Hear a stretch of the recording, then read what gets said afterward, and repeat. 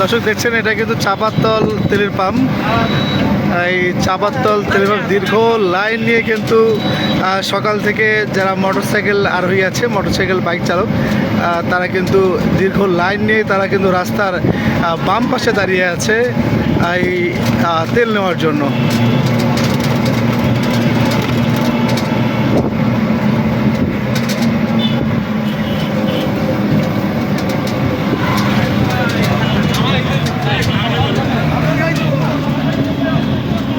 গাড়ি বেসে অটো কেন, অটো তাও শান্তি থাকবেন।